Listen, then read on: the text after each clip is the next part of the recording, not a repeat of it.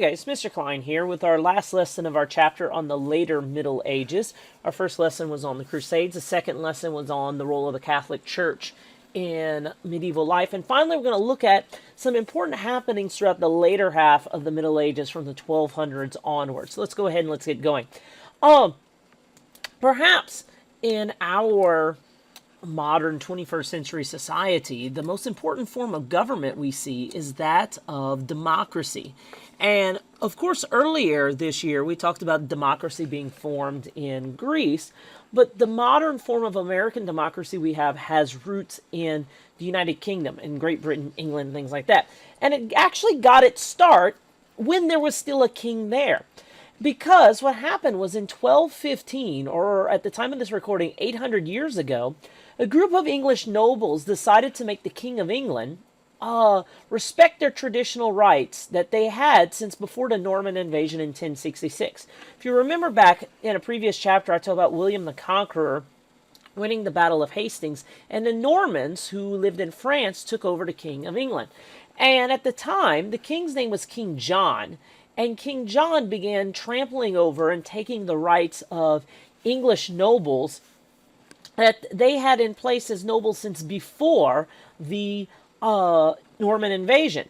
And the nobles had said that enough was enough. And what happened was they made King John sit down and sign a document that listed the rights that the king could not take from the nobles, as well as admitting that the king had to obey the same laws as everyone else. In other words, the king couldn't just do whatever he wanted. He had to obey certain laws just like the nobles did.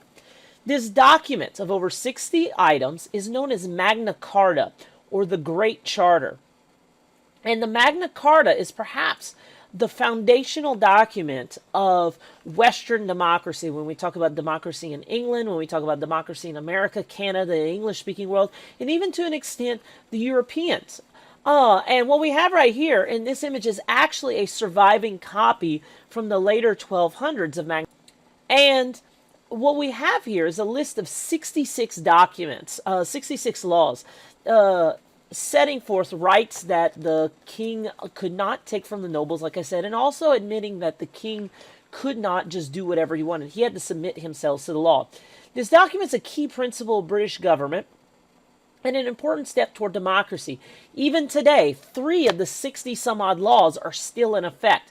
The most famous of which is that you can't be arrested without having a cause for being arrested. And so here's a stylized picture of King John signing the Magna Carta, and all around him are the English nobles for that. Now, apart from limiting the power of the king, Magna Carta actually required the king to assemble nobles before raising taxes or going to war. He couldn't just say, give me all your money, because we're going fight. Rather, he had to get the approval of the nobles. This group later became known as Parliament, okay, the legislative body of the United Kingdom. And it's where we get the idea of a House of Representatives or something like that in American government. Parliament's still in place in the United Kingdom. It's had its bumps, it's had its ups and downs. It's been dismissed a couple times.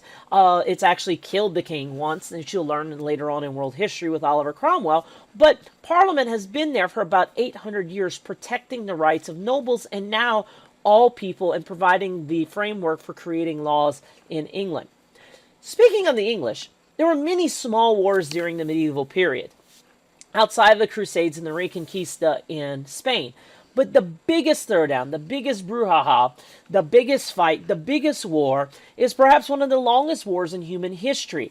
It was a 116-year-long war between England and France called, the 100 Years' War. It actually lasted, like I said, 116 years. The 100 Years' War essentially started when the King of England, Edward III, claimed the throne of France after the French King Charles IV died without a son. And this began happening in the 1300s. And so if you know anything about European history and stuff like that, you know that the French and the English just plumb don't like each other. Okay, and the 100 Years' War has a lot to do with that, and even going back to the Battle of Hastings. But what happened was, at the time, France was a series of semi-united dukedoms and things like that, and the English controlled this part of Normandy.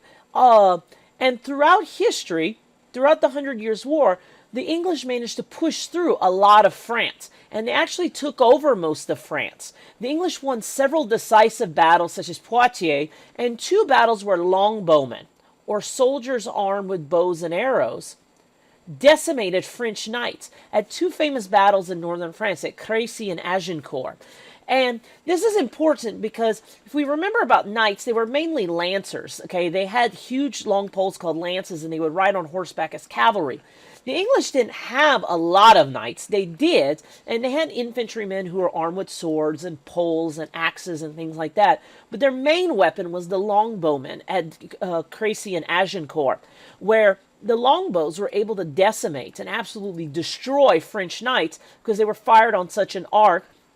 And in addition, poor placement and poor use of the French knights, where at Agincourt, the main bulk of French nobility was massacred by the English at Agincourt. And even though the ranges weren't this close that you see in this stylized painting, you kind of get the idea that longbowmen were able to launch their arrows and attack the knights long before, and knock them down long before they could get to the Englishmen on swords. The war, for the most part, throughout the bulk of the war, was in the English favor. They had taken most of France. They had even taken most of northern France from the French, and they were only left with this part. But strangely enough, the war turned in France's favor not because of a king or because of a mighty battle or anything like that, but rather because of a girl, a teenage girl. Her name was Joan of Arc. Joan of Arc went to the king and claimed to see visions from God, and led the French to a victory at the Siege of Orleans, or Siege of Orleans. And in this picture you can see, actually, the use of cannons. The Siege of Orleans was one of the first times in European history where we saw cannons and things like that being used. So not only did you have infantrymen and longbowmen fighting and killing knights, you actually had gunpowder and guns beginning to change the tide of the... Now, Joan of Arc was a teenage girl. She led the French to battle, and she said that she saw a bunch of remarkable visions. Now, whether that's true or not is something completely different, but the French soldiers were greatly enthused by this and managed to push the English back. The English hunted her down and finally captured her and had her burned at the stake in order to hopefully stop the French from finding courage from her. However, the Siege of Orleans being broken and Joan of Arc's fighting for the French led to be the turning point. And what ended up happening was that the French managed to push out from here, managed to push out the English, and by the end of the war, the French were able to completely push the English out of France. The English ended up declining their right to the French throne, and as a result, French remained free. Like I said, England lost its land in mainland Europe, and the king lost his power to Parliament because Parliament was upset that the king had spent so much money and had spent so much time fighting through this that they managed to take more power away from the king and give it more to the nobles and more to the people. Conversely, on the other hand, the French meant that the victory of the 100 Years' War meant more power to the king because the king spent most of the 100 Years' War actually uniting the French people and leading them to victory. So after all, the way the French king thought, if I did so much to keep my throne in order to win, I should be able to keep this power I had as king. Now, during the 100 Years' War, while this was happening, the war actually stopped briefly, if you will, because of something even bigger happening in Europe at this time. Like I said, even though tens of thousands died during the 100 Years' War throughout the 116 years of war, a deadly plague that swept across Europe between 1347 and 1351 killed way more people. It's the Black Death. The Black Death killed nearly 25 million people across Europe, or about 1/3 of the continent's entire population. In fact, it took 100 years after the Black Death passed, 150 years rather, after the Black Death passed, for the population of Europe to even reach back to what it was in 1347. Now, the Black Death, or the plague, came to Europe through infected rats who had fleas on them that carried the infection. They came on ships from Asia. It started in Turkey and moved its way to Italy and then swept through Europe that we can see on here. Okay, the Black Death came through here, landed in Italy, and swept through southern Europe and worked its way through. And like I said, in fact, the Hundred Years' War actually had to pause briefly as people were busy dying. Now, in order to spare you pictures of grotesque things of people dying, let me just explain to you what happens. Is that the plague's a bacterial infection, and it causes infections in the lymph nodes, which causes growth to form. There's vomiting of blood, and really high fever, and during the Black Death, you would have people die anywhere between 2 to 7 days after initial infection. Many people died, like I said, but the mortality rate varied widely throughout Europe. Places in Italy had entire cities depopulated. In other words, like if you had a town of 1,000, all 1,000 people would die of the plague. But in Northern Europe, less than 10% of the population died. And in London, England, you had about 20% died. People were dying so fast that you couldn't just bury them in neat little graves and stuff. Instead, they would take bodies and just dump them into mass graves. Now, this is from victims of a plague later on in the 1700s, but the idea was the same, that they died so quickly, and they didn't know exactly the cause of it because medieval medicine was essentially non-existent. They just took the bodies and just threw them in the pits just to get rid of them. Okay, the Black Death, more importantly, ended the old feudal system and the old manor system.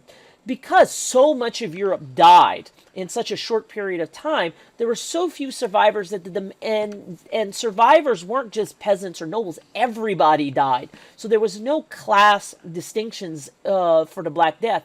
The demand for workers was so high that lords couldn't keep serfs around, and they couldn't keep them bound to their land. Because after all, if you were a serf who had some training, and your medieval lord said, well, you can't leave, well, what are you going to do? You have no one else to do my work that I have. Why don't you pay me more? And lords, like I said, couldn't keep serfs bound for their land, and people moved to the cities to find new opportunities and more jobs. And the Black Death had a major, major impact on the culture of Europe, especially during the Black Death. And when relapses of the plague would happen later on in European history, people became fascinated with death, leading to paintings about the dance of death, which you would see, and you'd have skeletons racing around killing people, which is kind of where we get some of our ideas today with Halloween and stuff. And you have this painting from the 1500s called The Triumph of Death, where you see skeletons everywhere chasing the living and chasing them in the boxes of death, that no matter what would happen, no matter what people would do, as you can see, a king's here dying, and skeletons are dragging people away, no matter what was happening, death would always win. And so these strange, at least to us, concepts of being fascinated with death or stuff like that became extremely popular in Europe because, after all, if people are dying all around you, that is what you're going to think about. So, on that happy note, let's finish up this lesson. 3 big things. 1, the foundations of modern English democracy came with Magna Carta, or the Great Charter, when King John was forced to sign a document outlining rights of nobles that could not be taken away from them and limiting his own rights as king in 1215. In the 1300s and into the 1400s, you had the 100 Years' War between the English and the French. It was a fight over who would be the king of England. The English specialized and had groups of soldiers called longbowmen, which were archers that could shoot at long range. They won several major battles at Crécy and Agincourt through the use of these longbowmen. The turning point came not through a man, but actually a teenage girl by the name of Joan of Arc, who led the French to the victory against the English at the Siege of Orleans. And the English, even though they did end up burning her at the stake as a witch, rallied the French to her cause, and the French ended up winning the war, and in the process gaining power for the French king, but losing for the English, power of the king to Parliament. The third big thing actually took place during the 100 Years' War, and it was the Black Death. It was the bubonic plague that passed through Europe, the 1347 and 1351, killing about 25 million, or about 1/3 of Europe's population. People died so quickly that you couldn't just bury them normally. Oftentimes they'd be thrown into pits in mass graves.